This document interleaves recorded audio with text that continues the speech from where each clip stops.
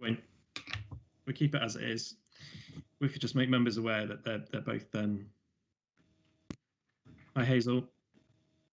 Hey, I can hear voices. I can't see it, but great. All right, fair. No. All right then. Okay. Good morning, everyone. Just get ready. We'll start in about 30 seconds. Chairman, just to let you know, we are live at the moment. I know we are.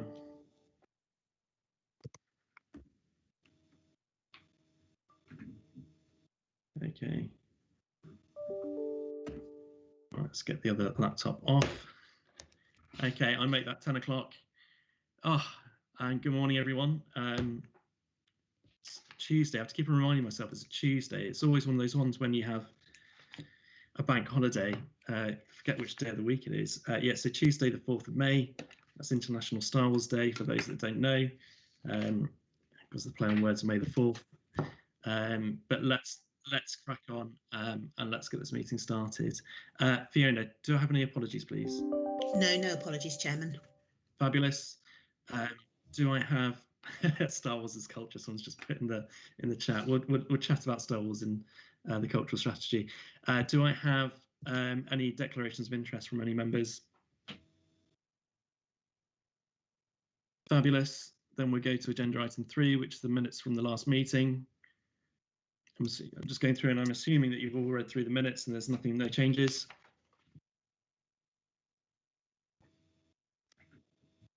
No, fabulous. Okay, well, if there's no changes, can I have a proposer for that, please?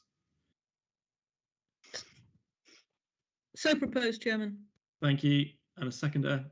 Well, slash, are we all in favour?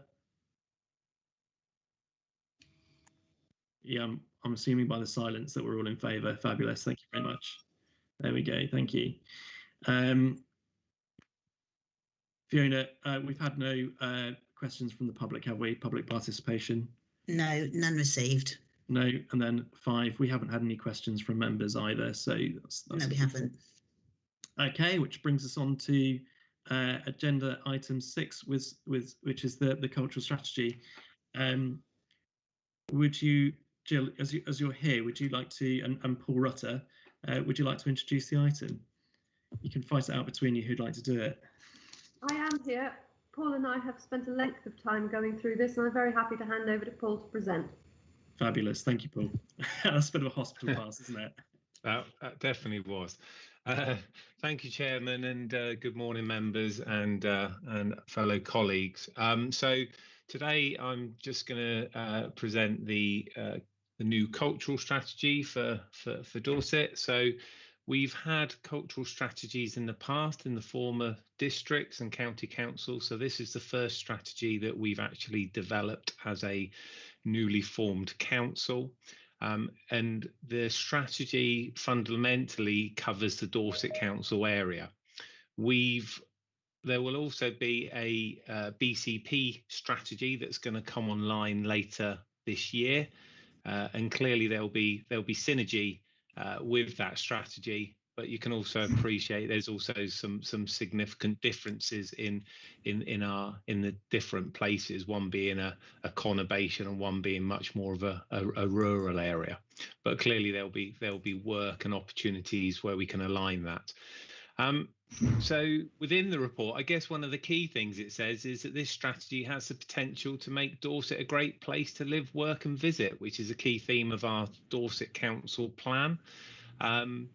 So clearly the idea is that the priorities and ambitions within this cultural strategy will very much be linked to the council plan, and very much going to be based on, enabling our communities to come together, breaking down social isolation. It's got an amazing ability to improve people's health and well-being.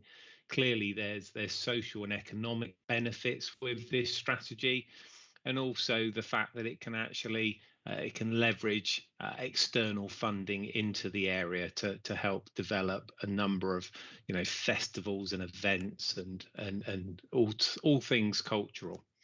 So we've got on the line with me today, we've got Hannah and Hazel from the Arts Development Company. So they were commissioned to basically pull this together.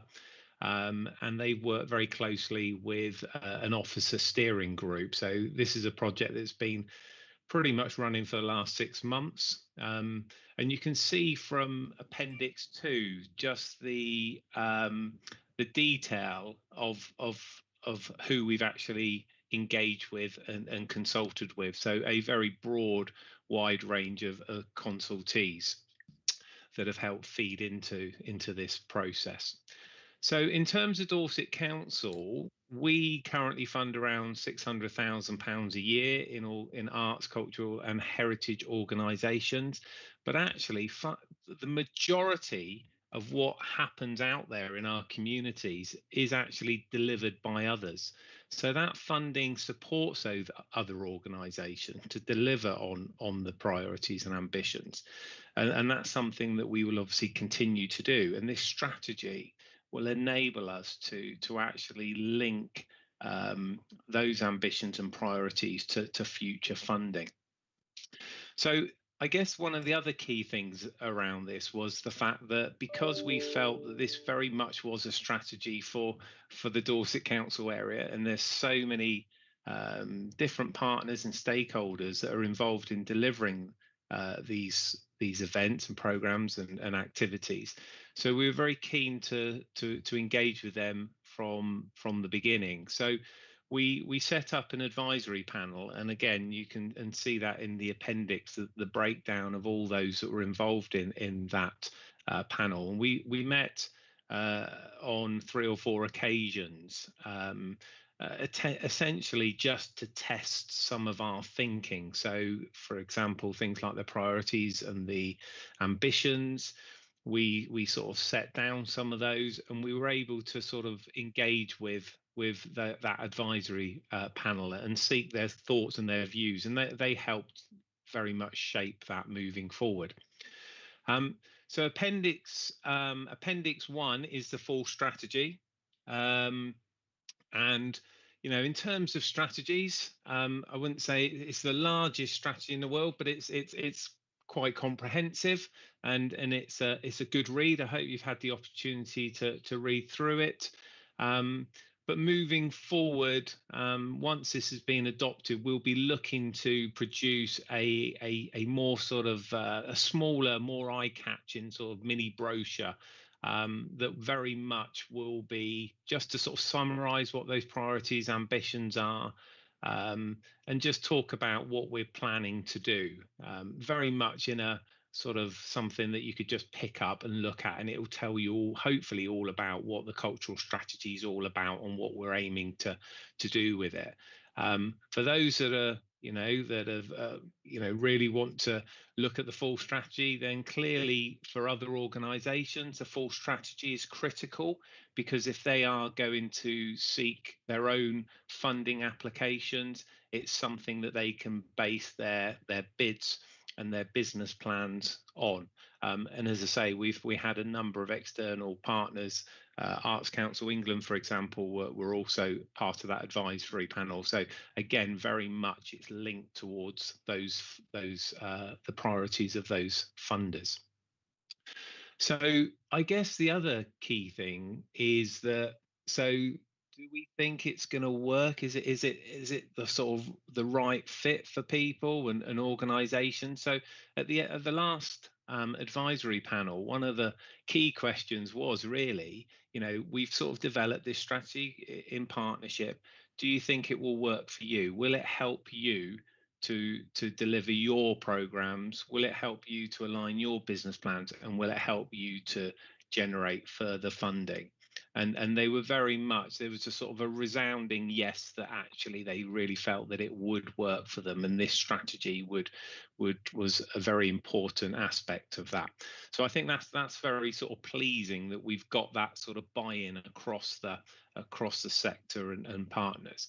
And it's not just arts and cultural organisations we've consulted with, a really broad range, town and parish councils. There's been children surveys. So hopefully the data and the the plan is sort of based on quite sort of robust engagement. But I think the other thing to just recognise is that, you know, this is a 5-year strategy. So although we have identified some sort of ambitions, we've got the EQIA, which is a further appendix, which obviously looks at our priority groups. This is very much an evolving sort of process, and you know, throughout the life of the strategy, you know, things will change. New key priorities will come on board. I mean, let's be honest with you, you know, 12 or 15 months ago, none of us had sort of heard of COVID and understood the impact that that would have on society as a whole. So again, clearly, this is one of the key things with the strategy, is about that reset, about trying to get organisations to help them, support them to sort of bounce back post-COVID. So I think moving forward, the fact that it is very much a collaborative piece of work, and the plan is clearly for this strategy to be adopted by Dorset Council. I think the other thing is a case of, well, how are we going to get our partners? How are we going to support them to actually deliver on this? And as I said, the advisory panel is sort of proved to be a really good mechanism for getting all of those key partners around the table, getting them to contribute and getting them to sort of buy into the process. And the idea would be that to sort of move that forward into a more formal environment. So we've used the term cultural strategy in the report. This is something, so there's around 20 cultural strategies in the country. And this is essentially a framework where you are getting those wide range of partners, you know, people like the LEP, you know, clinical commissioning boards and such like on board with this. So the idea would be to develop this further and actually create this formal sort of mechanism whereby this group can take responsibility for looking to deliver the priorities on the strategy. So I think that's it for myself. As I said, I've got Hannah and Hazel here from the Arts Development Company. So if there are any specific questions that I'm unable to help with, then I'll ask them to come in. And what we're really looking for today is we're looking for this committee to support the strategy for 21 to 26, and for it to be recommended to Cabinet who we would like to adopt this strategy, and also just to support the principle of continuing our work with regard to developing a cultural compacts type mechanism to basically deliver on the ambitions and priorities of the plan. So happy to take any questions. Thank you. I think what we'll do, Paul, is we'll let Jill come in now, and then we'll have yeah, feel free get ready for the questions. So Jill, if you want to come in, Tony, if you want to hold your question for you could give it straight directly to Jill. Jill, take it away.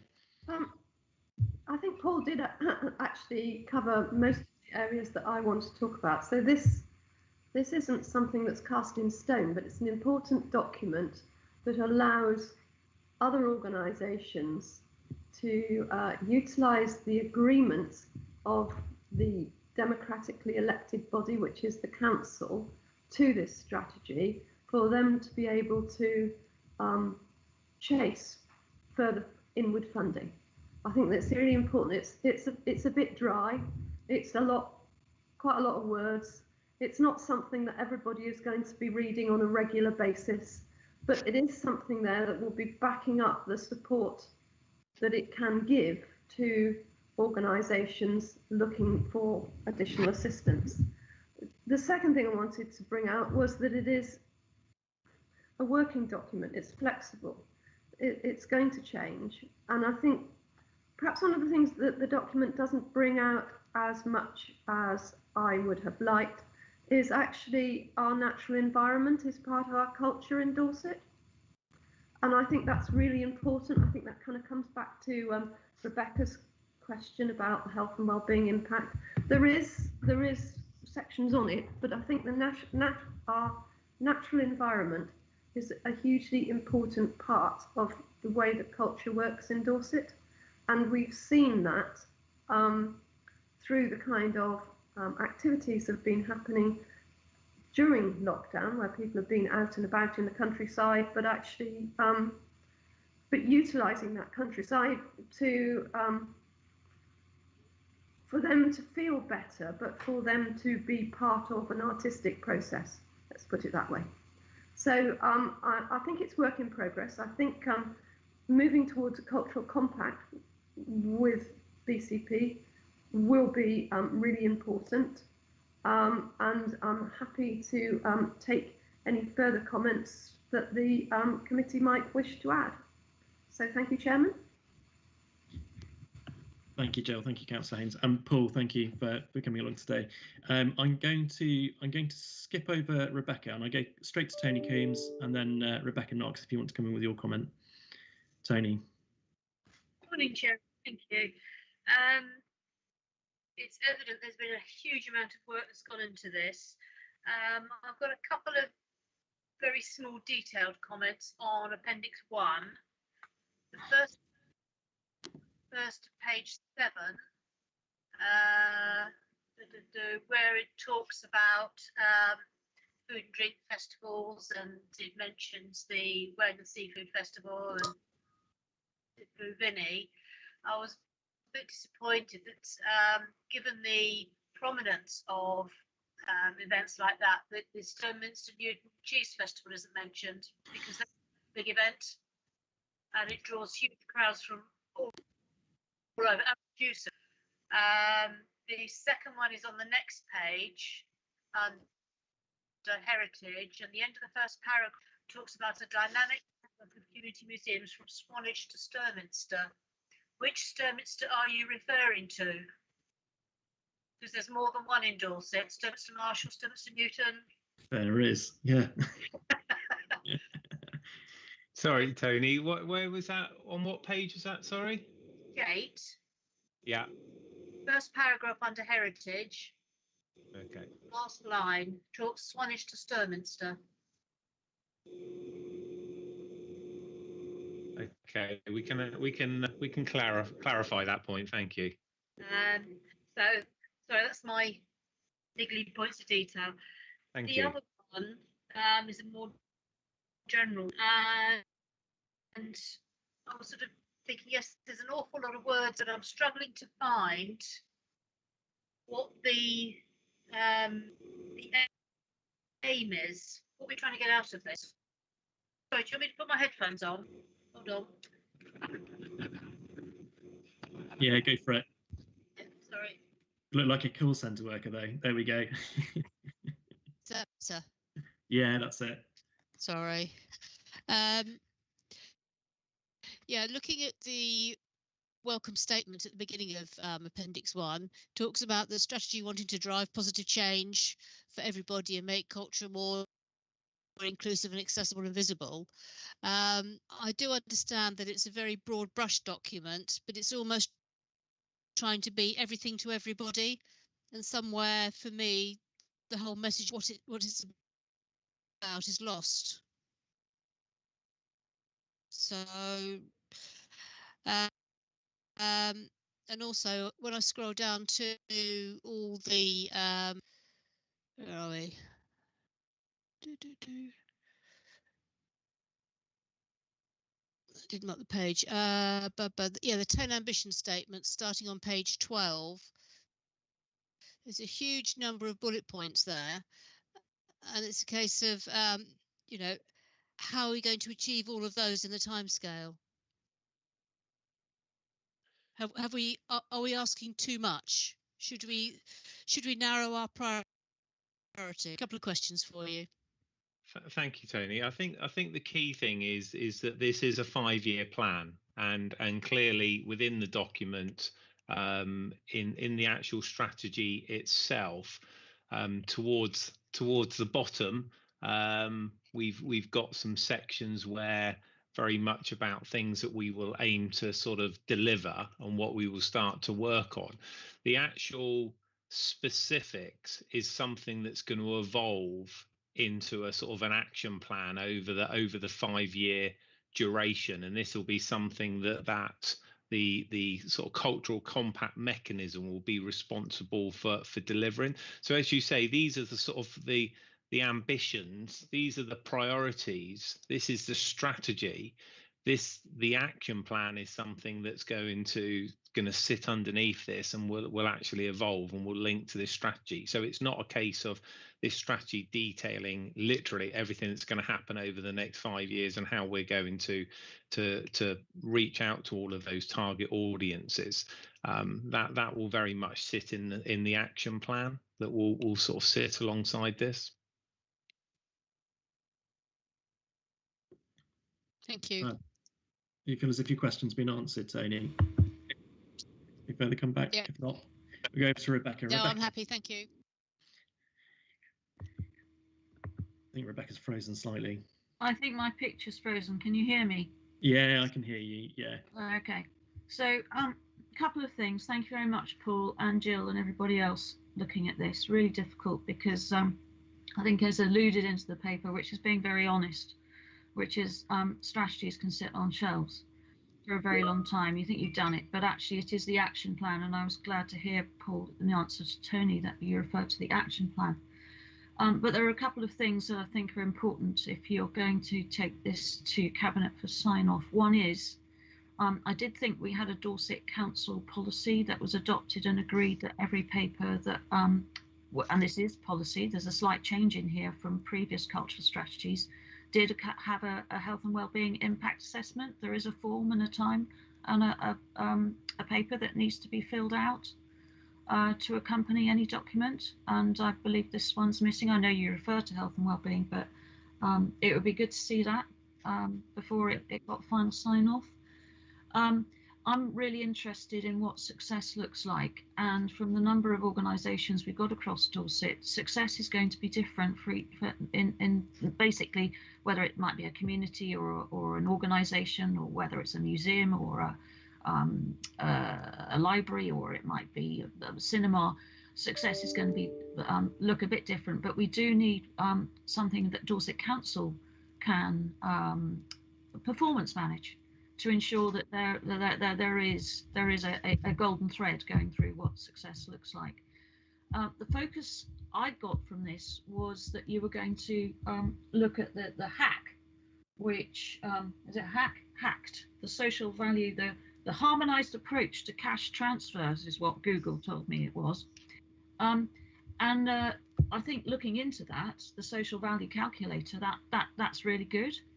But it does need to be tailored potentially, and this is up for discussion, I imagine, to whether that is one which is uniform, or whether it is actually put down to more of a local level as to what that social value impact is within either a community, or is it going to be measured as Dorset Council?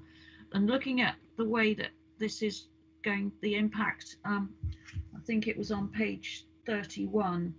I was looking at the whole pack, so I'm not, I think page 31 is page 15 of the paper. It says significant number of organisations will be asked to use the social impact calculator. What is significant number? It's either not or it is. So again, it's sort of making me wonder whether this is a whole or going to be more local focused. And the last one is the NHS, and it was in the starting of the paper, we were going to look at how this actually impacts across the health service. Obviously, they have indicators which are local as well as Dorset Council. So I think it's really important to draw this out, because it's a little bit confusing at the moment. about how it's going to be performance managed and what the key lines of inquiry might be as a result. Probably just observations rather than questions. Paul, do you want to come back and comment on that? Yeah, of course. And some really good observations. So I think one of the key things, and what we've sort of said from the beginning. So in terms of Dorset Council, we already fund a number of organisations. And clearly what we will look to be doing is we will be looking to ensure that the strategy and the ambitions of the strategy are clearly closely linked to the funding that we award to organisations. And as part of those service level agreements with those organisations, there will be a requirement where we will be closely monitoring the outcomes. So we're able to a certain extent to control that element. Obviously, this strategy is for all of the organisations across the Dorset Council area. So those where we don't necessarily fund, clearly it will be linked to outside funding from external bodies.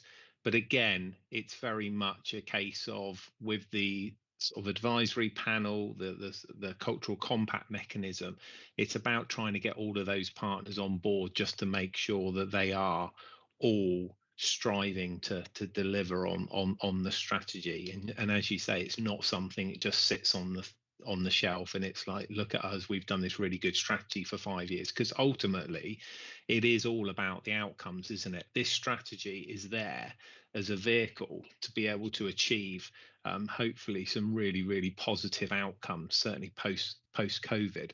I don't know if Hazel or Hannah wants to come in at this point on the HACT, because I think they're probably more knowledgeable about that particular area than I am. Hello, Hannah. By all means, come and step in. Thanks. Yeah, thank you for the comments.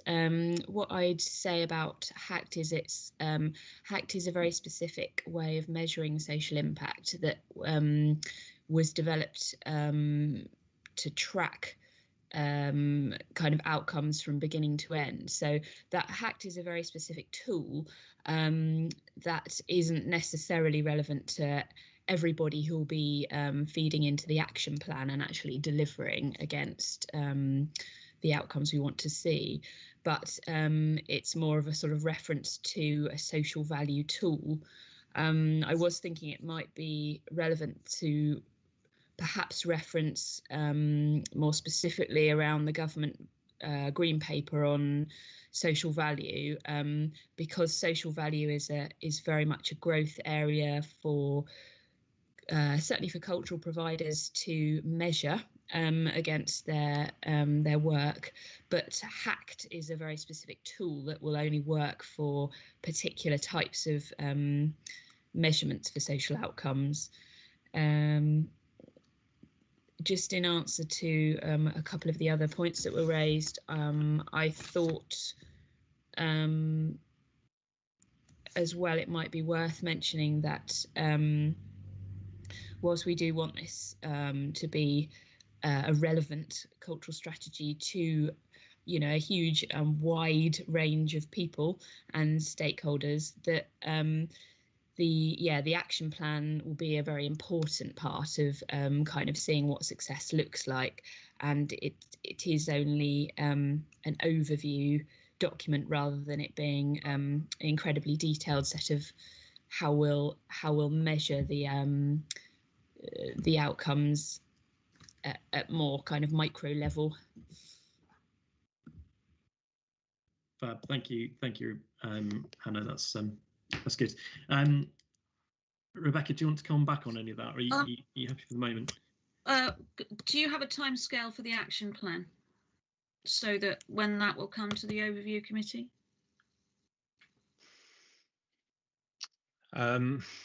That's something that I would look to discuss with Councillor Haynes and can come back to you on that. Okay, because it's a strategy for 2021. I imagine it's this year. Yeah, there are some within the actual document, I think there are some clear sort of priorities that we will look to, the development of the cultural compact mechanism being one, which is a key element of that. So we have got some sort of priorities in the first year or so, but yeah, we'll be looking to develop that once we've actually got the strategy endorsed and adopted. Then obviously what we'll then look to do is to clearly develop that action plan. Thank you. Good questions, Councillor Knox there. Okay, I've got Daryl, then I've got Stella. So Daryl Turner, Councillor Turner. Thanks, Chair. Have I frozen? No, I haven't frozen. I'm alive. It was mainly to do with the cultural document. It's classic council speak throughout this document. I'm very interested in this supposedly eye-catching mini brochure, because I personally think that's what people are going to read, not page after page of this sort of stuff. So I'd like to have seen that that eye-catching brochure. The other point I'd like to make is schools.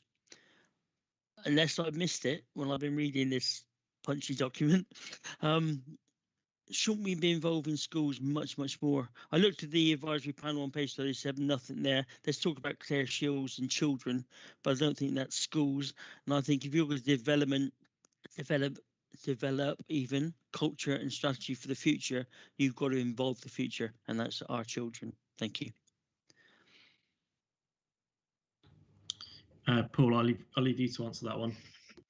Yeah, no, thank you, Daryl. And we're not confessing that the advisory panel that was developed at the beginning is the sort of answer to everything. They were clearly tried to involve partners and stakeholders that we felt that could contribute to this. That there was, as I say, a separate engagement with over 300 young people. But yeah, no, certainly take on board your comments about schools being part of that sort of more formalized group moving forward. So certainly that will be something we'll sort of take on board. And I guess, again, going back to your original point, yes, very much this strategy, we're not for one moment suggesting that this is going to be the strategy that you're going to be literally putting out in the sort of public domain to sort of expect everyone to read through, because clearly it's a lengthy document, it's a detailed document, but it is what is necessary to enable organisations to be able to leverage it in external funding. It's a sort of strategy that you would expect. So the sort of once this has been adopted and once everyone has agreed on what those priorities and what those ambitions are within the strategy, then, as I say, we would look to just produce something. We've already got the ball rolling with regard to producing the artwork and everything for this. So yeah, we very much see that that's the sort of thing that people would pick up, look at, and very quickly be able to read and understand exactly what's the ambitions, what's the priorities, what are you going to do about it, what you're hoping to achieve in a very simple to read sort of version. Thank you.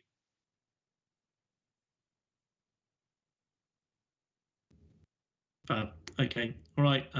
Hello, Stella. So you're going now. Unless Daryl, do you ever come back on that? Yeah, I did, Andrew. Just one of the comments that was made then about this is the document you'd expect. Sadly, it is, and that I think is something we do need to look at in Dorset Council as a whole, not this particular document, but all of our documents tend to be lengthy. They tend to be in council speak, and we need to do better. Thank you. Daryl has spoken. Yeah, I agree with him. Stella. Yeah, first of all, I'd welcome this document. If you recall, right at the beginning of this council, we had documents and there was no mention of arts or museums or culture right at the very beginning. That did change, but I think this is progress from there. However, I was going to mention schools like Daryl. We talk about the under 20s. Well, there's a difference between under 20 and 5-year-olds. And I think we've got to find out there's so many things that little children can be involved in culture and arts, and it doesn't mention that anywhere. We've got to get into schools, because at the moment schools just are basically on academic subjects. They don't do much about arts and drama, and we need to get in there and help them. We also need, I think, to find ways where families as a whole can get together to do some cultural activities, and these then need to be affordable. And it may be that, you know, just something outside, the culture outside is so important. Organise family days on Maiden Castle, for instance. You know, we can organise, we can arrange things, publicise them, get people involved as a family, the little children, the older ones, grandparents all together.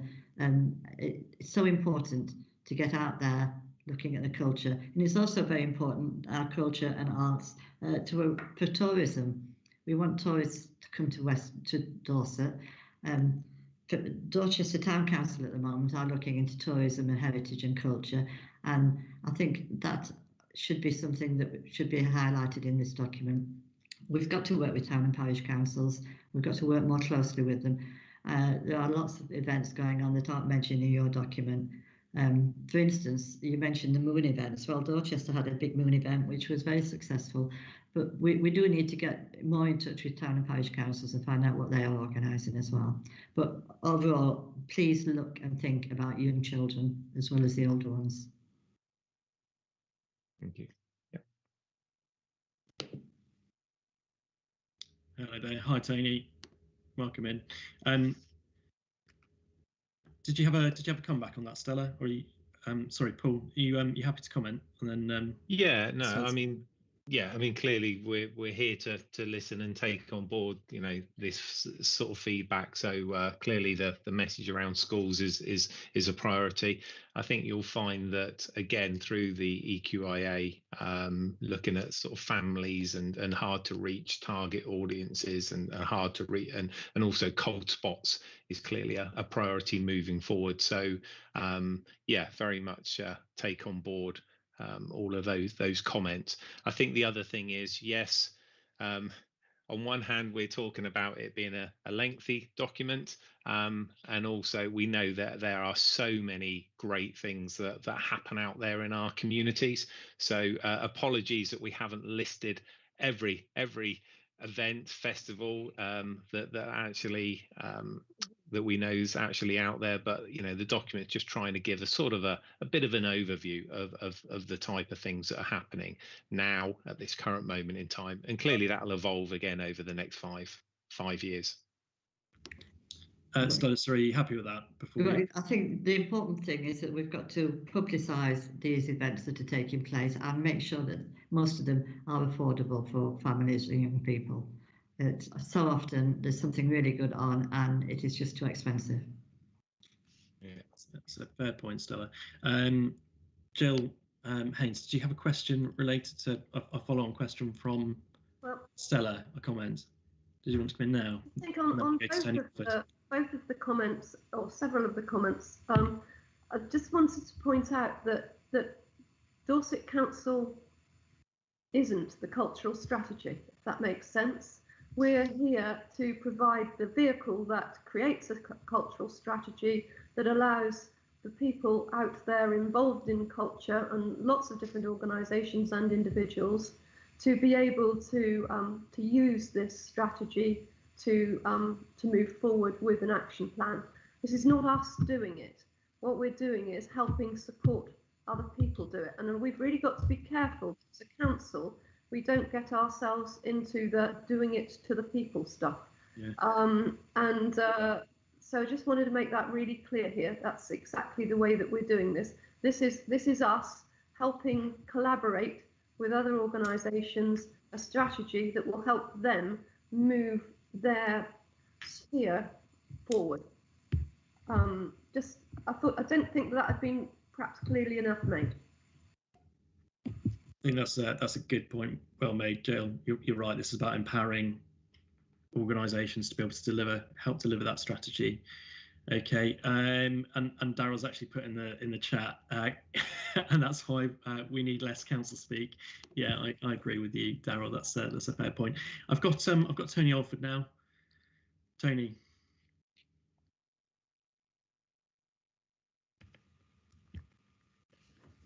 Yes, good morning. I will say in my opening remark that I was very impressed with the document that has been produced. So I would certainly like to thank everyone who's been involved with it. And I think it is going to be very, very helpful looking forward.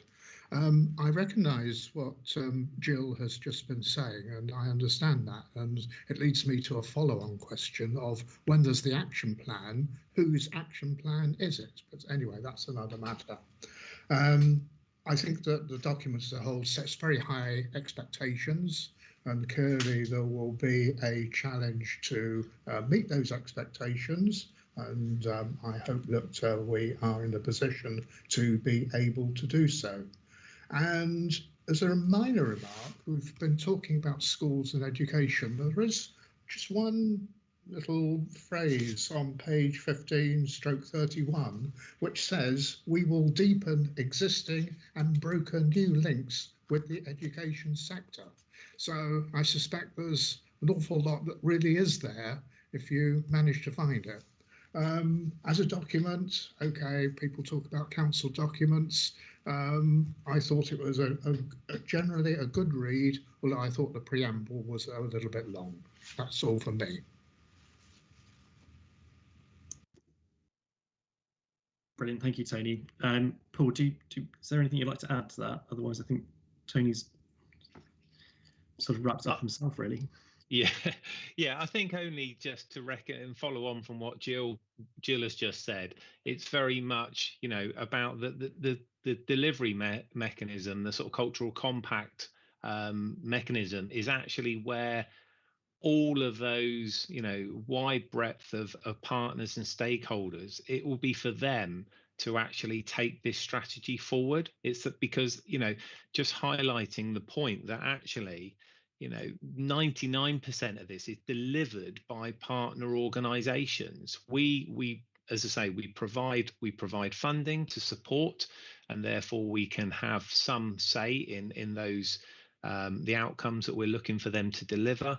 But we're not delivering it ourselves. And so very much, if we think about we want to achieve things and we want to get those positive outcomes, then our partners, they're the ones that are going to be delivering on this. So they're the ones that we need to basically be very much buy into the whole process and to actually take it forward. So, you know, we'll be part of that, but it's actually that mechanism of all those collective groups that will actually take this forward. Yeah, nicely said, Paul. Thank you.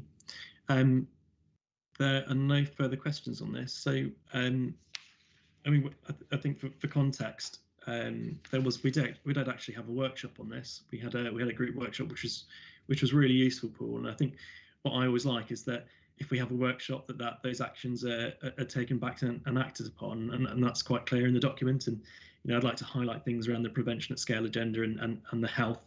And as I've always maintained with this document, this is our way out of COVID. It'll be the cultural strategy that will really help push us into a post-COVID world. It's our events that will be re-established again, and getting our community back together, and hopefully moving forwards. I think my only one comment really is, and I've raised it several times before, is that I think we're always worried about it looking like a bit of a lovey document, and I'm pleased to say that it isn't. It's looking good, and I think but I still think we're not really targeting those that are really difficult to engage with, and we're talking about sort of our some of our most disaffected communities. So some of our perhaps some of our poorer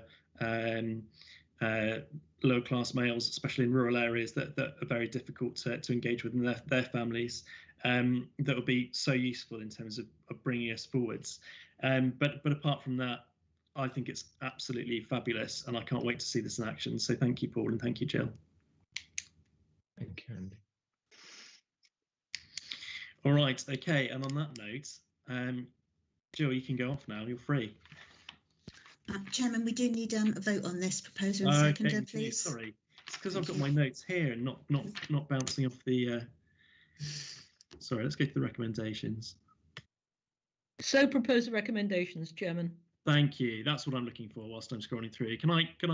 Are you happy if I do the recommendations just on block? So the committee agrees to support Dorset's cultural strategy 2021-2026 and recommend it to Cabinet for adoption.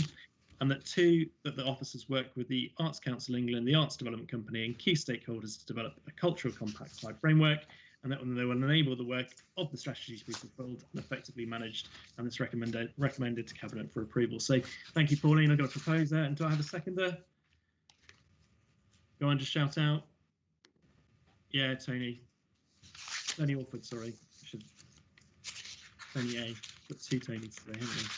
Fab. And I'm going to assume that we're all in favour, as no one's mentioned otherwise. Okay. All right. Thank you. And Paul, thank you very much. And thank you for the rest of the team that have stuck that document together. Let's move on to so item number 7, which is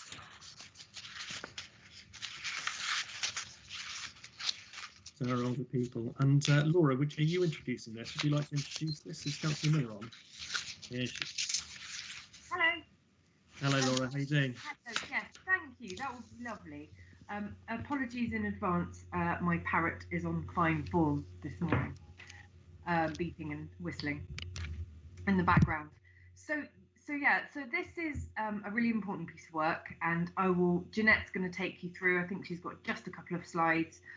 We're not going to slide you to death, but she has just got a little presentation. So this is all around our prevention work that we're doing. We're already doing it, but we actually want to look at a proper prevention strategy where we can actually prove the kind of cost-benefit analysis of reducing, delaying, and removing the need for people to have sort of official interventions in their care and support. And actually, sorry, I was just looking at the chat. And actually, what this is about is trying to take overview and take members and the people that use our services with us. So this is sort of right at the start. We're looking at our carers strategy. We're looking at basically what can we do with our people, with our communities to reduce the need for proper, official interventions. So I'll hand over to Jeanette and she'll take you through it. I think the recommendations are on there. But Jeanette, do you want to walk us through the slides on this one? Yeah, thank you very much. Sorry, before you do that, would you like to introduce yourself, if that's okay, and your title? Yeah, I should have introduced her, sorry. Yeah, all right, don't worry.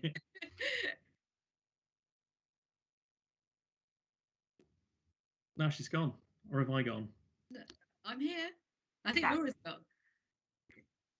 Can you see the slides on the screen, Andrew? Yes, they've just come through. Yeah. Thank you. Okay, thank you very much. So my name's Jeanette Young. I'm the Interim Head of Commissioning and Improvement for Adult Social Care and Housing. I'm joined this morning by Leslie Hutchinson, who is the new Corporate Director for Commissioning for Adult Social Care and Housing. Vivian's on the call, and we had hoped the Commissioner responsible for this area would be on the call as well, but unfortunately she has a personal issue that she needs to deal with, so won't be here today. So let me take you through a few slides to just talk about what the prevention agenda is going to look to do. So our initial focus is going to be looking at older people, but we will be widening it very quickly to all groups of people who get support, who potentially might get support from adult social care. Prevention enables us to delay the need for people to need support from adult social care by a range of earlier support and information tools, and it reduces and delays further deterioration. There's quite a strong investment to save argument around this space. Some studies would say that for every £14 of social benefit, for every £1 spent across a broad range of areas can be saved. National data from Carers UK have indicated that potentially each carer for us saves £1,900. Obviously, we will need to make up our own, we will need to develop our own strategy and what we think the impact will be for Dorset. Why should we do it, apart from that it's the right thing to do? Well, COVID has enabled us to have a greater partnership working within the community and has really opened up a whole range of opportunity for us. The CARE Act is designed to promote wellbeing and independence rather than waiting for people to reach crisis point. It actually includes a reference to the importance of right accommodation at the right time in people's lives. Whilst we do have some investment in preventative services, particularly for carers and housing related support, we need a stronger coordinated approach to our prevention offer. Locally, Dorset Council is supporting around 4,316 unpaid carers. But we know from national data that we have a significant number of unpaid carers who are unknown to the local authority. These people are looking after people who will potentially become people who want to use our types of services. And the earlier we can support those people, the better we can do with them. If we get to them early, then we can support them appropriately to stay within their own homes and communities for as long as possible, leading their best life. So what we offer at the moment is a low-level engagement offer to unpaid carers. We have a developing community front door and a big project likely to develop in Weymouth in the near future. We support people to find support and care closer to their home, and we're developing smaller providers and micro providers to come into the market and support with different types of service. We have an assisted technology offer with Agenti, and we have aids and adaptations that can have a huge impact on carers. And we have targeted information. But what we know is that we are missing some things, and we could do more. We could offer a different type of information, advice and guidance and target it appropriately to ensure that people get the right advice at the right time. But particularly there's a group of people who may not feel that they need to approach the council. So perhaps we should use different ways of getting to those type of people. We should encourage people to use more and more technology, such as Alexa, for example. And COVID has really removed some of the barriers to technology use. And Dorset has a strong 5G plan that could enable faster development. We could develop community support to help people support discharge from hospital. Whilst those services are there, the take-up of those services is very low. As we've already talked about, we're expanding the micro providers, but we also want to expand direct payments, so people having control of their money and using it for what they believe would be right for them. We want to have better engagement and development of the community volunteers and carers support groups. Perhaps trainers for providers to help them identify potential carers would help, and the promotion of personal assistance and support.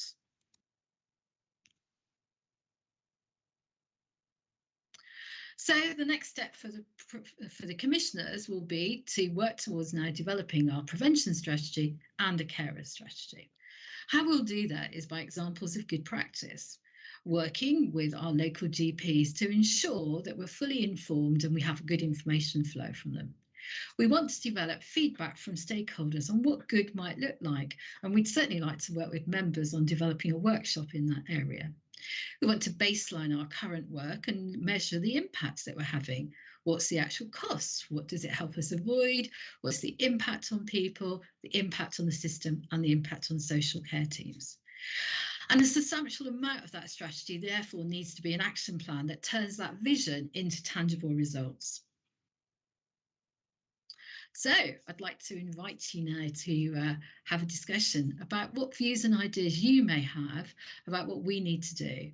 We'll be talking to our carers and families about how we develop our carer strategy and our prevention strategy. And we've recently had fantastic engagement with them about what our day strategy should look like. But how could councillors support the development of our strategies? And we would really welcome your thoughts and ideas. Thank you very much. I love it, Jeanette. Thank you, and thank you, because it's nice and broad and open, and we can actually really sort of like give our views and get stuck in there. Yeah, absolutely. And I think that's really important. That's what we're about is that creation of policy. So Daryl's straight in there, then closely followed by Molly. Daryl. Yeah, thanks, Sharon. Agree with what you said. Understand early intervention and the potential savings in the future. how are we working with our partners? I'm thinking more of the NHS, because potentially our carers are also going to save them a fortune in the future. So I'd like to think we're looking at gaining funding from those organisations to help us help them. Are we? So I'm going to invite Leslie to answer that one. Leslie, what's your views on that? Hi, thank you, Jeanette. That's really helpful. So I've just joined Dorset Council. I'm really pleased to have joined as the new Corporate Director for Adult Commissioning. In terms of working closely with the CCG, do we have already a partnership meeting in place around carers and the carers strategy, Jeanette? It's a bit patchy sometimes, Leslie. I think we could do better.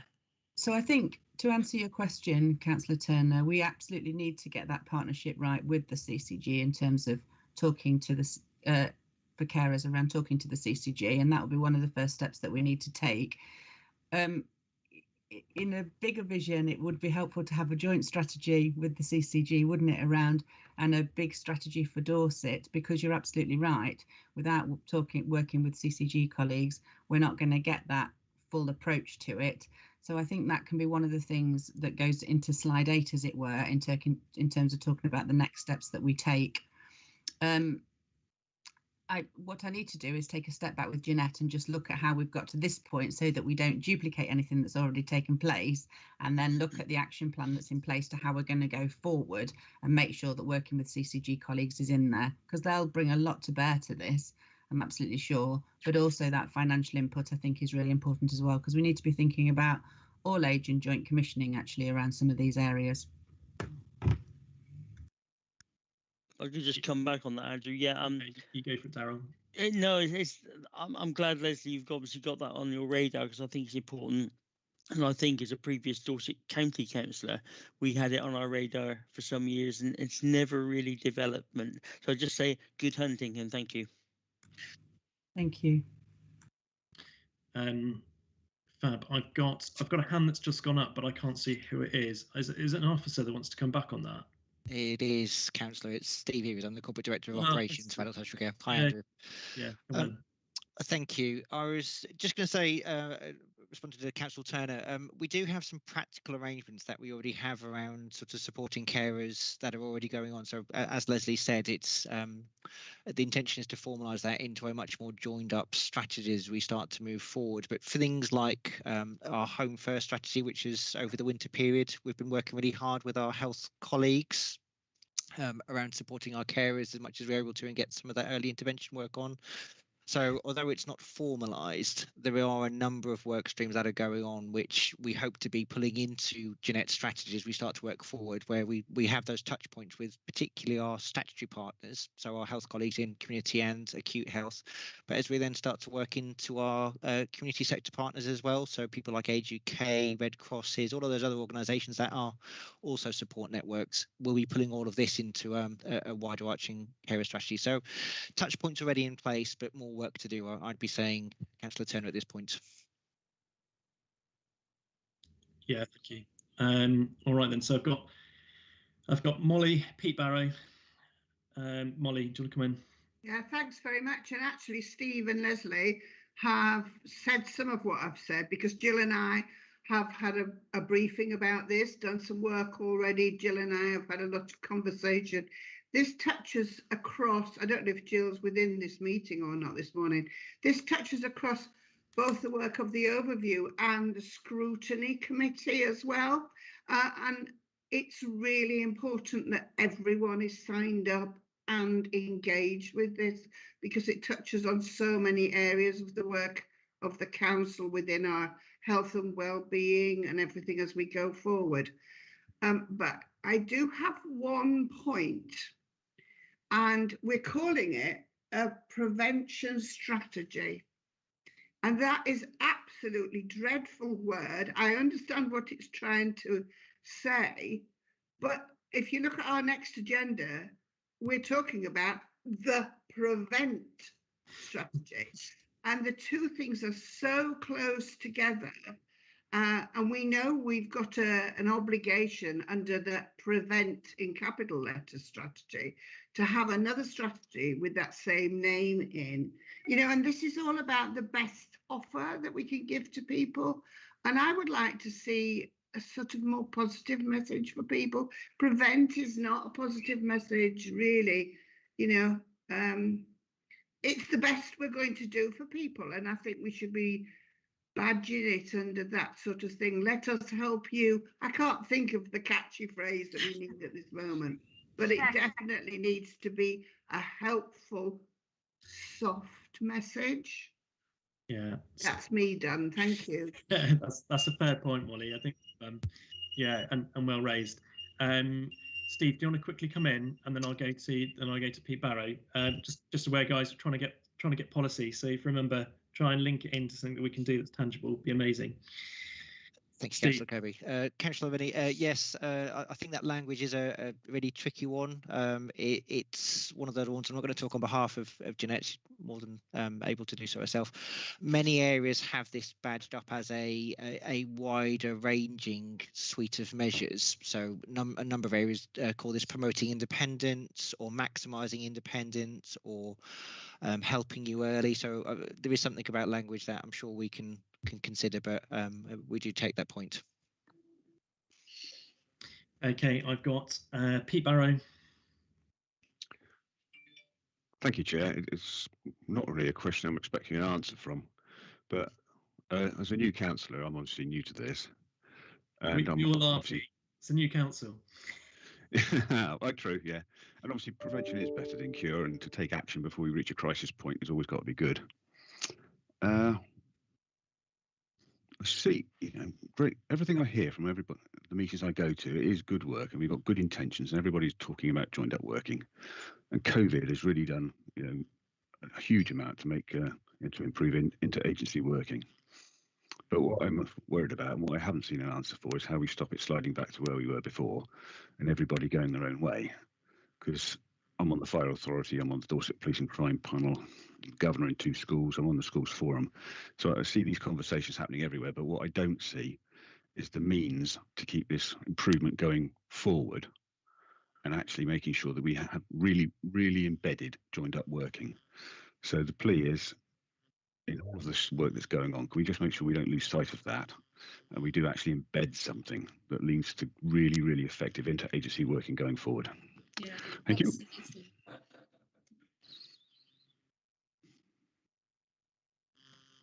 Okay, Steve, do you want to come back on that, or or Laura, you'd like to just come back on Pete's? I can come back if you like, Chair.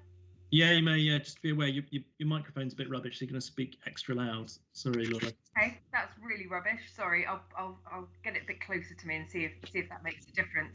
Yeah, it's all good. Brilliant. So on actually sort of having tangible outcomes, I've been really clear, both on Pete's point and Molly's point, that the wider work that we're doing in transformation in adults is called A Better Life. The Day Opportunities is called A Better Day. It is literally, how can people endorse it that encounter our services or don't encounter our services, or might not realise they encounter our services, or might encounter partners' services that we're working with. How do they literally have a better experience? So in terms of what we take from it, our stakeholder group in A Better Life, in our transformation agenda, is entirely made up of community voluntary sector people. The carers group Dorset, Carers Support Dorset is part of that. So all of these sort of slightly dry titled policies will be feeding into that, and that isn't what the resident will see. This is really sort of open-ended, really broad. We're trying to sort of gather as much as we can from you guys, from people that actually use the services or might do in the future. So it is, for me, and Molly, I absolutely agree with Molly's point. Council speak just sort of turns people off.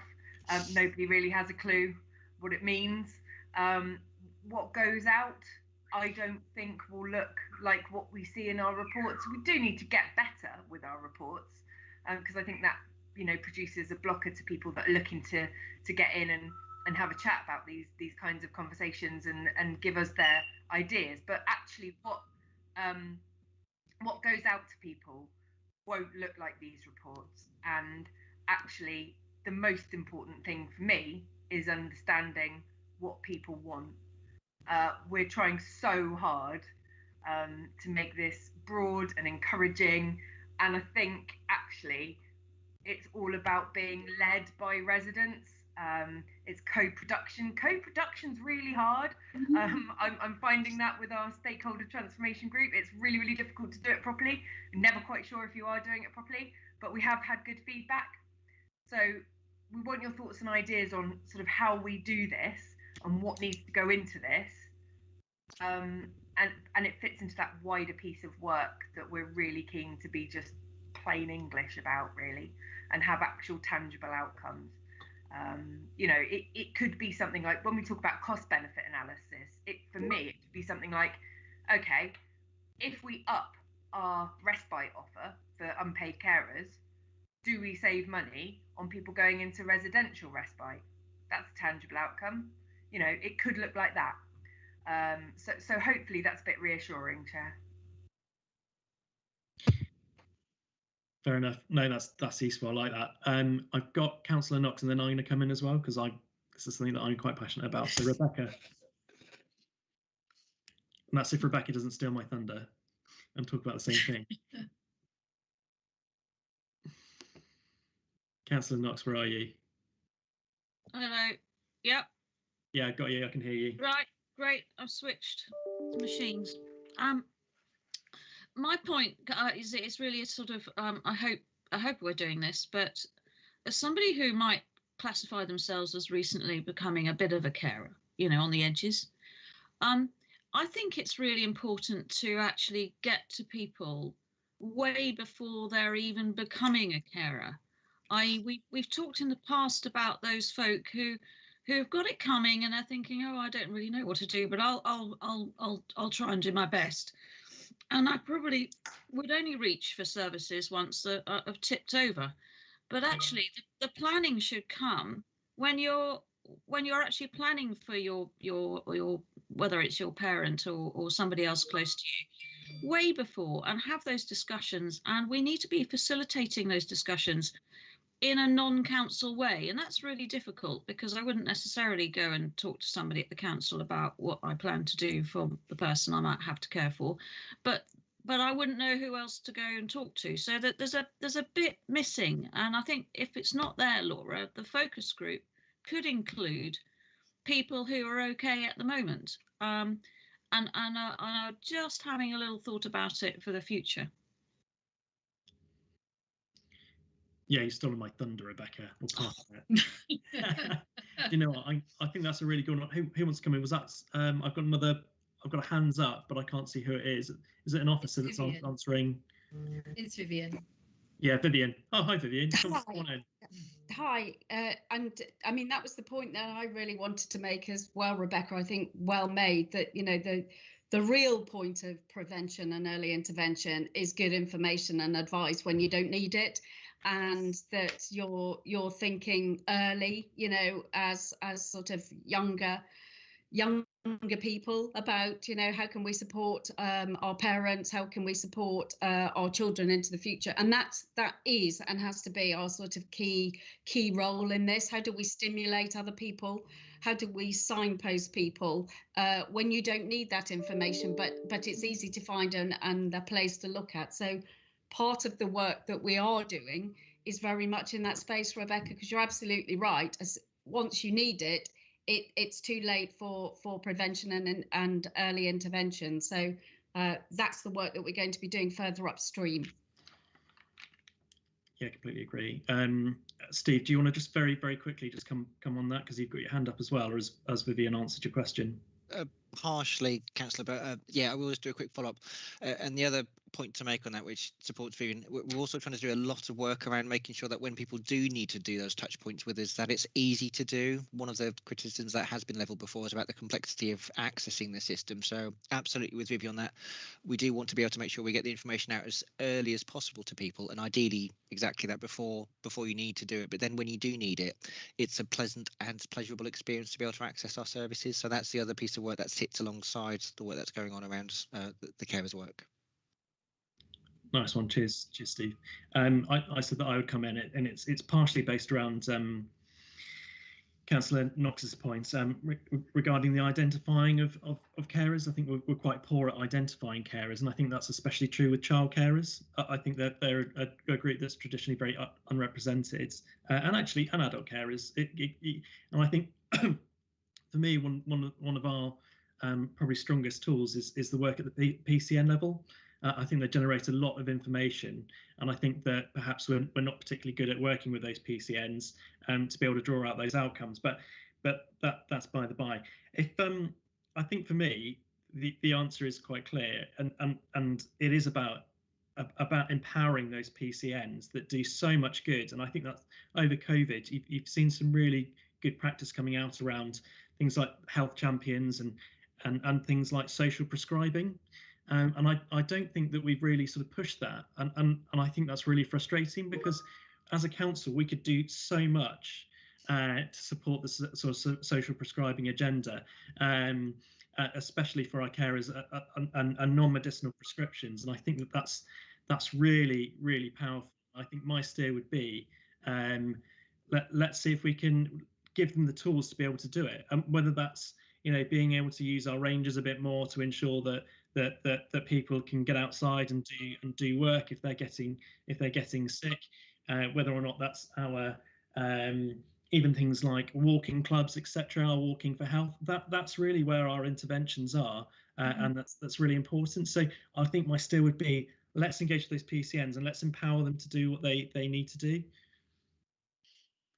I don't know if anyone wants to come back on that. That's a great suggestion, Councillor Kirby. I'd like to thank all the members for their input this morning. It's really helpful. I'm really excited about doing this piece of work. Oh, thanks. So what are we going to do with that then? How are we going to run with that then, Jeanette? So what we'd like to suggest is that we have a workshop in the near future that Leslie and I will help to facilitate, and that we invite that broad range of people, members, stakeholders. I like the idea of inviting some people who don't need our services at this point in time, but at some point might have that potential, and we get that feedback, and then we bring the report back again in 3 months' time or something, when we've got more input into it and it's more developed.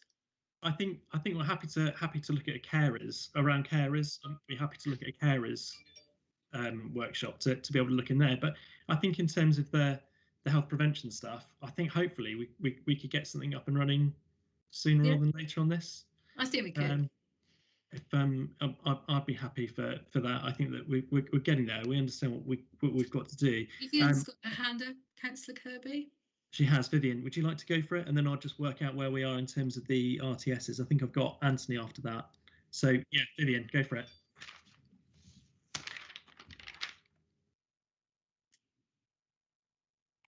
You're on mute, Vivian. Vivian, you're muted. Doing well this morning, aren't I? Sorry. Yeah, that's what happens when you have a bank holiday, isn't it? Golly. Just really wanted to concur with what you said, Andrew, that what this absolutely needs to move forward, and we want your involvement to make this strategy work. I think we do need to focus on carers, just on carers at this point, and as we develop further the strategy, we will bring that intelligence together, because our carers have told us, and we have experienced throughout the last 12 months just what a significant impact COVID has had, and we really want to focus our energy on how do we support them better, because we know that as a council that we really you know, and nationally, just huge amount of work that they have had to put in, and just how stressful it's been over the last year. So we want to really listen to what they're telling us and do this focused bit of work that then will start to build up from an older people's focused area into the wider issues for younger carers and our learning disabled cohort and the wider mental health cohort. So we really want to use this as our starting point rather than our completion point. And we will be doing this both with our residents, but also with our partners, so we get that really rich conversations happening, so that we, you know, this isn't a council on its own approach. This is a real partnership. Yeah, I completely agree. So I got overexcited, as I usually do. I've got Tony Alford, Tony A, and then I've got Peter, and then I've got Tony C. Thank you. 3 quick points. I think it is really, clearly necessary to have the conversations with the carers. It sounds as though you already have. There's mention of a workshop coming up, and I'm sure that will be very valuable as well. I have a suspicion that what many carers really seek as the priority is a bit of time off. And Laura mentioned respite, and I think we're going to have to make some decisions about what we can offer and when. So I think that's going to be an important element of the whole subject area.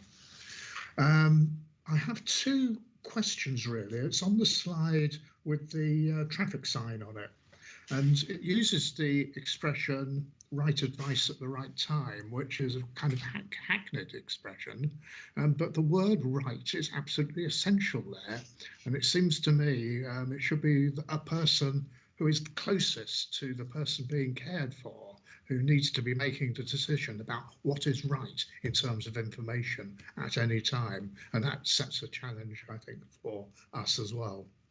And there was one other line on that slide. I don't know whether it was picked up in the presentation, but I must have missed it. It says supported discharge from hospital. While services exist, the take-up from hospitals is very low. And I'd be interested to know more about that and whether there's anything that can change in a way that will help. So thank you, Councillor Alford. We do have a number of services, voluntary and community services, to support people from the discharge from hospital. But unfortunately, people, they don't take them up very often, and we need to do work to understand why that's not happening and how we could improve that. And of course, that new Home First model that Steve's leading on will make quite a significant difference to the way that operates. I think you're absolutely right about the information, advice and guidance. We do need to get it at the right time to the right types of people. And what we know at the moment is a lot of our information, advice, guidance comes in at the point where people feel they need the council support, so they've hit a point of crisis, rather than at the earlier stage of just starting to think about lifestyle tools that could help them and things like that. Steve, did you want to pick up anything else on this?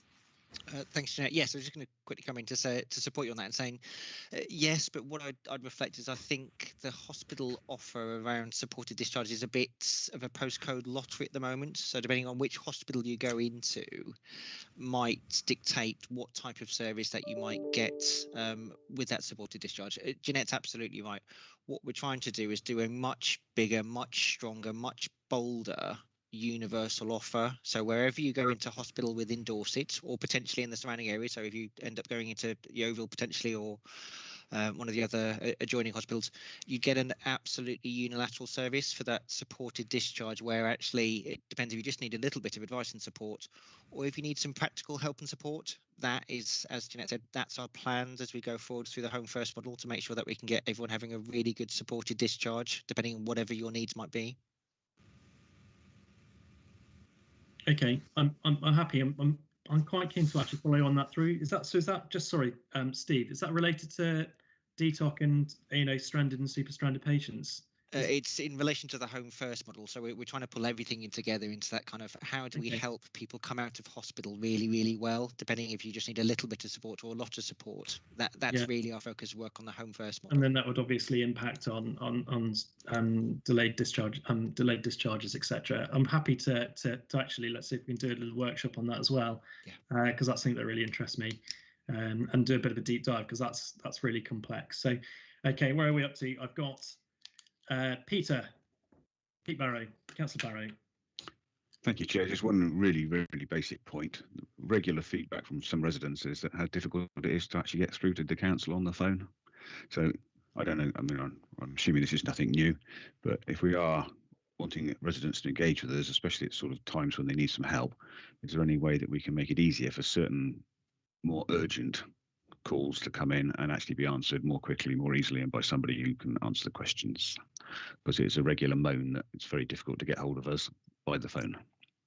So, Councillor Barrow, there is a review of the front door processes. So this is how people come through to us, and we'll certainly feed in that information that you've just given us to make sure that they are aware of that of an issue, and we can bring that information back to this group if that would be helpful.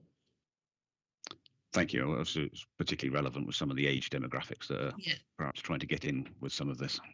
Thank you. Yeah, I'm happy for that to come through, or for it to be reported as health scrutiny.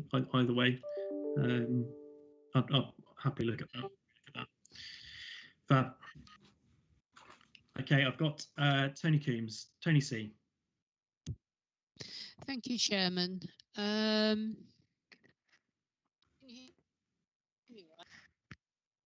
Yeah, I can hear you. Okay, sorry.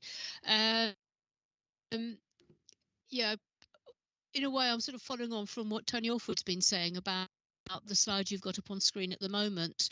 You're all aware that I'm involved in our community support group here with the COVID response. And one of the issues that we've been having is particularly with people being discharged from hospital is breakdown in communication. And it's been the ongoing issue.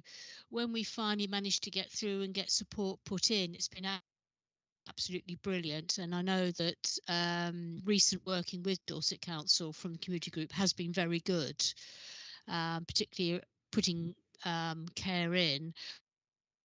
But we've still got situations where people are being discharged from hospital earlier than we expected, and they turn up at home, and people haven't been made aware, so that the support that's supposed to be put in around them isn't there, and they've been home for several hours without the support, and these are very vulnerable elderly people that we're dealing with.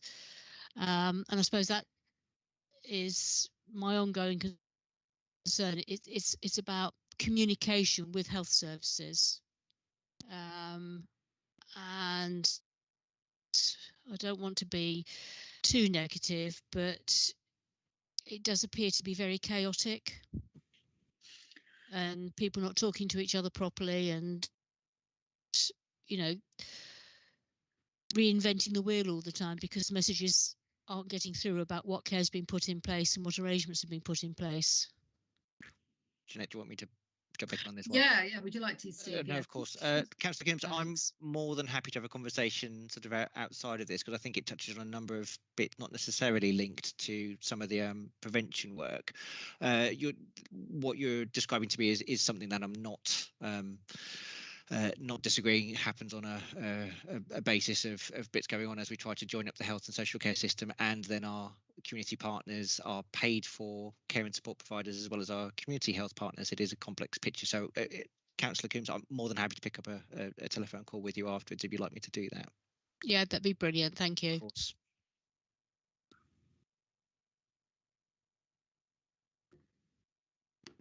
Okay, where are we up to? Is there any other further RTSs? Daryl Turner. I've got Daryl Turner. Yeah, thank you, Chairman. I was just briefly looking at the recommendations, and there's one there that talks about the channel panel membership. Make sure your teeth are in properly for that one. The actual membership is on page 84, and I've got one query. It talks about educational establishments, and I just wondered how they're brought into this panel and when they're brought into this panel. Page 84, the actual Councillor Turner, I think that's the next paper that you're going to discuss on prevent strategy. I'm ahead of myself. Sorry. I apologise. I'm ahead of the game. Sorry. No problem at all. Oh, I'll tell you what, like that was yeah, that was a giggle. Oh, I'll tell you what, that was that moment of panic thinking I've misread something. Fine, all right, okay. Are there any further questions or things that they would like to highlight in terms of policy for the rest of the team? I think we've got a lot to pull out of this one, and it's a massive agenda item. So I'm happy to bring this in and do a bit of a workshop and get those policies worked in and then push those towards those. So thank you, Laura. Let me just go to the recommendations, the actual recommendations. And I don't believe that actual formal recommendations to take, but what I'll do is we'll just have a little push and a little vote. So, so the recommendation is that members support the development of a preventative strategy supporting the development of the older people's carers strategy. I think what we'll do is we'll push on. We'll have a workshop. Can I have a proposer for that recommendation, please? So proposed, Chairman. Yeah, can I have a seconder, please? Go on, don't all race at once. Thank you, Pete.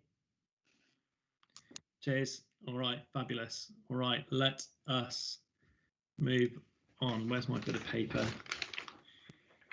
Okay, which so going from prevention to prevent. Thank you, Molly. It's agenda item 8, and this is Andy Frost and Graham Card-Jones. Graham, would you like to introduce it, and then sure, Andy follow through? Steady. Good morning. Good and morning. then Andy corrects you. Yeah. Good morning, Chairman, your committee.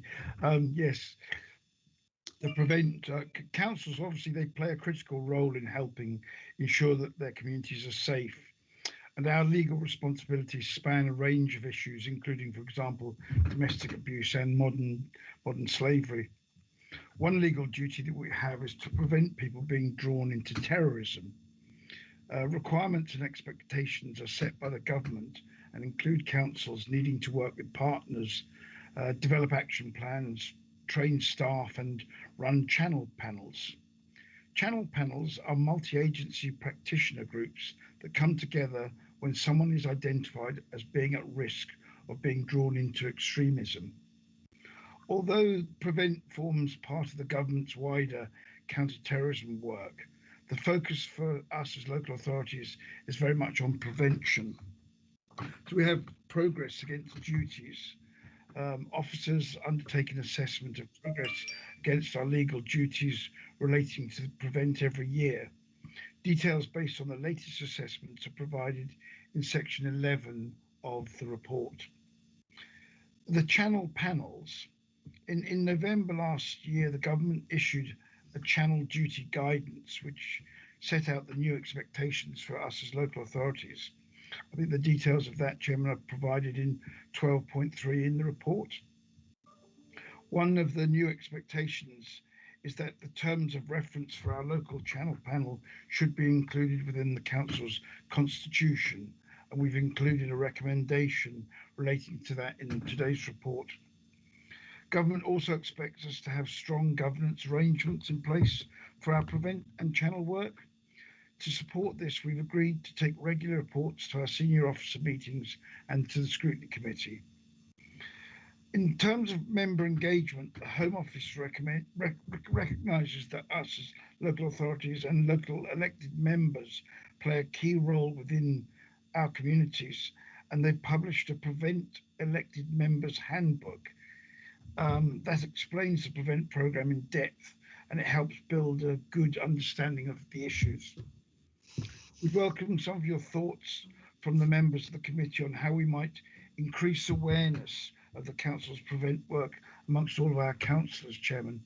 So that's from me, and I don't know whether you want to bring Andy Frost in now to walk us through that report. Andy, thank you. Andy, knock yourself out. Thank you, Chair. I'm not a huge amount to add, really. I mean, we're looking for three main things, really, just to provide a general comment on our overall prevent work. It's one of those areas of work that we just kind of quietly get on with, prevent and channel. There's the recommendation around including channel in the council's constitution, and the bit about how we might increase awareness of prevent with our members.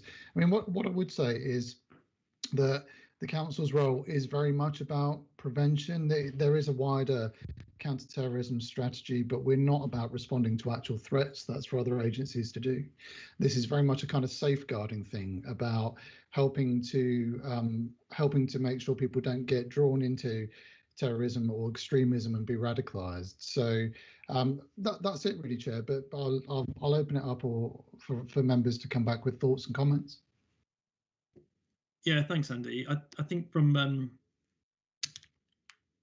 sadly, I think that one of the things that I've encountered is that people just assume that there is no extremism in Dorset, and I think that it's really worth pointing out that there certainly is. It's not quite sleepy Dorset. That it does go on in Dorset, and I think that part of our remit is again highlighting that it does happen in Dorset, and then how to move forward and action it. Do I have any questions regarding this? Here we go. There we go. Tony Alford, he's first in there, closely followed by Stella. Tony Alford.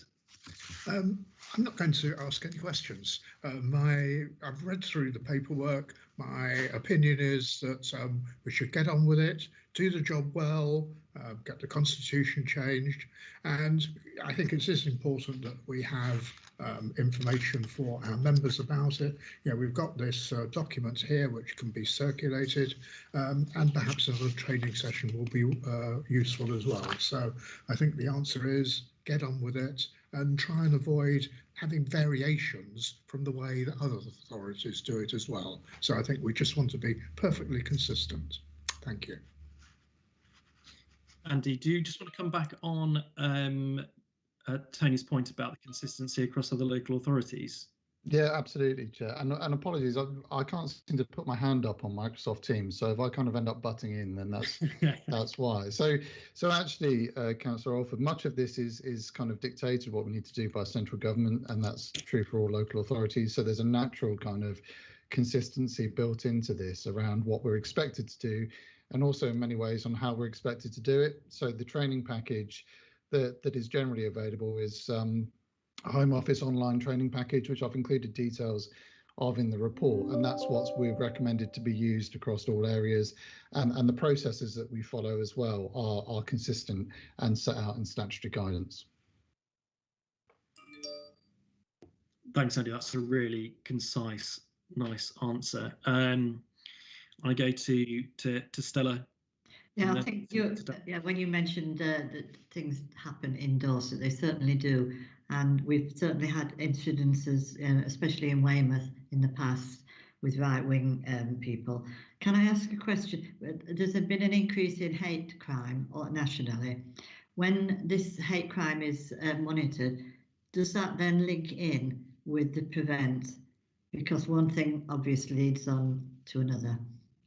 And these people can be stopped at an early stage if they've committed hate crime, rather than then linking onto a right-wing extremism. Thank you, Chair. Shall I come in on that? Yeah, cheers, Andy. Thank you. So the hate crime statistics are held by Dorset Police. So they will officially hold this kind of hate crime statistics, and we do kind of work with them closely on any issues. So if there's been an increase, a big increase or a big spike, then we would be working with them on that. So, but your point, I think, you know, the important thing about your point is there's wider, it's not all about the really hard stuff, is there? There's wider stuff that we need to be aware of. And I think community cohesion is really important. So, you know, there are the LGA, for example, Local Government Association, have published documents for councils around building cohesive communities. And it's really about that community spirit and about inclusivity and keeping that happening, whether that's hate crime could be an indicator of that, or various other things within communities can be an indicator of that. Actually, elected members are very close to that generally. So it's about how we harness that and be aware of that and then respond to any issues that we see popping up. Right, thanks for that. I think you said right, the inclusion of communities is the most important thing. Absolutely. Yeah, I agree. Andy's raised a good point, and it goes back to even looking at our cultural document earlier on today. Really, how that feeds in. It's all really important. I've got Daryl Turner. Thank you, Chairman. Are we on the forward plan yet? No, seriously. Apologies for that. I was getting carried away. No, it is referenced that channel panel on page 84, and it talks about the membership. It talks about the education establishments as appropriate members. How do they fit in? Because I would have thought the education establishments would have been a really important member of that team. So how it works, Chair, is that the channel panel comes together around specific cases. So if a younger person or an older person's been identified as being at risk of being drawn into extremism, then that's what the channel panel is looking at. It's really a kind of case panel. So if it's a younger person, then it would be important to include local educational establishments. If it's an older person, then that might not be appropriate. So completely recognise the importance of educational establishments and them being involved, but it depends on the nature of the case being discussed and the person. Yeah, Andy, that makes absolute sense when you put it like that. Councillor Pipe, Bill. Thank you, Chairman. Just backing up what Rebecca said in the chat bar there. School governors are required to do prevent training on becoming a governor, and they need to do that training once a year. Do those stipulations about the training and once a year, does that refer? Do we do that with our own Dorset councillors? I don't believe we do, Bill, do we? I tell you, who would be able to answer that? I think that's a really good recommendation that we could take forward, Bill, and we could implement it. So we all do prevent training. I think Andy's going to mention that the Home Office put together a pack. Frosty, go for it. So what we have at the moment is the prevent training is mandatory, certainly for officers, and we did a session for elected members as part of their induction as part of the new Dorset Council. I think it would be really helpful if we run that as a regular thing, actually, and build on that, as you're saying. So yeah, happy to support that, Chair. That would be really good. Yeah, that'd be really good. I wonder if we could set that forward as a push to say, look, prevent training. And Rebecca Knox is just saying, look, it's actually quite not easy to do, but it's quite accessible because the majority of that is online. So we can. I'm certainly happy to push that through. You can actually do it online, as Rebecca says. But the ones that I've attended as a chair of governors and a governor, it is a police run. Road show.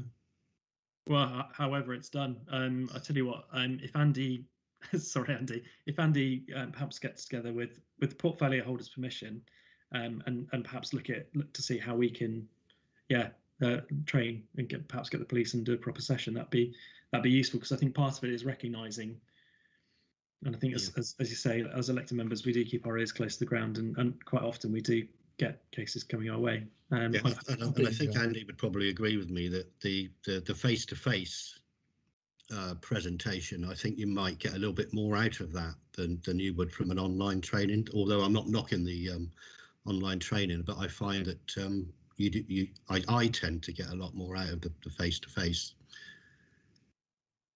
Yeah, happy to look into that, Jet. I mean, I think the other thing that we could do as part of that is, rather than it just being a kind of one-way training session, is use that to ask members what more they need in terms of helping to understand what they can do and get more involved. So that's a fair point, Andy, because I wouldn't know who to feed back to if I had an issue that was related to prevent. So yeah. Okay, great. Thanks both. Right, there we go. Graham stuck in the chat. Let's plan something for later this year, October, November. Cars ages away. That's like 6 months away. We could do something sooner than that, Graham. Does anyone have any questions related to the actual policies? I think it's really good. It's something that I know about, that I've touched on for quite a while with the community safety partnership. But is there anyone else that might want to come through? Andy, you got away with that one, nice and easy. Okay, all right. So what I'll do then, Graham, did you want to come back because you still got your hand up, or is that a legacy hand? No, I've just put it up, Chairman, because I hear what you're saying about it being later on in the year, but given the fact that we've got restrictions being lifted perhaps in June, July time, by the time we catch up on other things where we can actually get together in a room and in a meaningful quantity of people, I think it's not unreasonable to look to the tail end of the autumn. Well, could we look to see, just think in the meantime, like getting the Prevent elected members handbook around? Yeah, there we go. And as Rebecca says, just get a virtual link now for the virtual. Do more later. I appreciate what Bill's saying, that the one-to-one, face-to-face is more sometimes seems a bit more meaningful. Chair, what I did want to ask your as a committee, I mean, bearing in mind Councillor Alford saying, come on, let's just get on with it, and it's going to go through your committee, then it's going to go to Audit and Governance with a recommendation to go to full council to put it in the constitution. When we talked about Dorset Council and we talked about governance light, it does seem a very cumbersome way of getting it onto the books. And I know it'll be the lawyers that'll say, but we've got to do it this way. But I just wonder what the members of your committee think, and the members of Audit and Governance that say, you know what, we all agree this, we all know it makes sense. Why are we prolonging it? Thanks, Chairman. I think if I can just go in and speak now, I think as we are the legally designated crime and disorder committee, aren't we? And that's why the community safety stuff comes to us, and we will look at scrutinising the community safety partnership. So from my position, I'm happy that it's had enough. Let's push it forwards. But I've got Daryl and I've got Tony that would like to come and chat to about that. Daryl and Tony. Sorry, yeah, Daryl first and then Tony, like twins. Something like that. Andrew, thank you. Yeah, no, we've had similar issues with overview and scrutiny subjects since they were both split, to be honest. We have already asked Jonathan to look at joint meetings where this type of subject could be met by one or two committees, maybe even 3 committees on a single day, saving us time and saving officer time. So that's already in train. Thanks. Yeah, fab. I completely agree with you. We've started that process, haven't we? Let's see if we can nudge it along. Tony Alford. Yes, just to say, I agree with what Graham has just said, and I think Daryl has given us a suggestion of how we can move forward a bit more rapidly. So, Jonathan Mayer, watch out. I don't think he's on. I don't think he's on this call, but we can certainly feed back. For me, it's not. It's important, and it's not particularly contentious. It's doing the right thing, isn't it? And it will save officer time and in turn money. We sit through full council meetings endlessly, and frankly, it's where we focus our energies. Thanks, Chair. Fine. All right. Okay. Let's just quickly read. Sorry, let's just wrap that. Oh, sorry, Pete. Did you have something to say? Pete Barrow. Did you have your hand up for an RTS? Hello, Chair. It's just a light-hearted comment. Yeah, go on. I love light-hearted comments. That's what I'm all about. That's all it was in the chat bar. Okay, fine then. All right. I'll tell you what then. Let's go to the recommendations. So the recommendations to the committee are to consider and comment on the council's work on Prevent, including the channel system. This is to support the council's in its duty to have due regard to the need to prevent people from being drawn into terrorism. Channel panels are multi-agency practitioner groups that come together when someone is identified as being at risk and being drawn into extremism. Recommendation 2 is to recommend full council via the Audit and Governance Committee that Article 11 of the council's constitution is amended to include new statutory channel panel. Its proposed membership in terms of reference. So we're actually looking to change that to say, can we just push it straight to a full council? Is that what you're after? Graham? No, I'm after pushing it. Once it's been through audit and governance. Fine. Okay. Well, that's fine. We'll just stick it through. I can't see why 82 of us would need to discuss it again. Let's just get it on the books. Fine. All right. Let's go then straight. So just say we're just pushing it in terms of what our responsibilities are. We can just push it through to audit and governance. And then 3, consider how to increase awareness of the Prevent work amongst Dorset councillors, including by using the Prevent elected members handbook published by the Home Office. And we've got some outcomes coming through on that. So I'm happy. Can I have a proposer for those then, please? So proposed, Chairman. Yeah, fab. Thank you, Pauline. And then seconded. I'll second that, Andrew. Thank you. Yeah, fine. And I'm just going to just assume that we're all in favour because no one else is getting rowdy. So, right, fab. Pauline, my vice chair, you've got to disappear off, haven't you? So you feel free to go. We'll move on to the last item, which is our forward plans. So let's move on to forward plans. Okay, so I'm just going to scroll through. Well, I'm rich. I'm going to buy myself another laptop so I can have multiple laptops on the go, perhaps with a screen. Okay, so the Cabinet Forward Plan has grown quite substantially over the last few weeks, and that's impacting on our forward plan as well in terms of addressing some of the. Yeah, Daryl, I need to split my screen. And that's again with the COVID response, that's beginning to have an impact on our forward plan as well. Are there any other items that are on the Cabinet Forward Plan that we think that should come to us, or does anyone have any items they'd like to come to the committee, or are you happy with the forward plan as it is?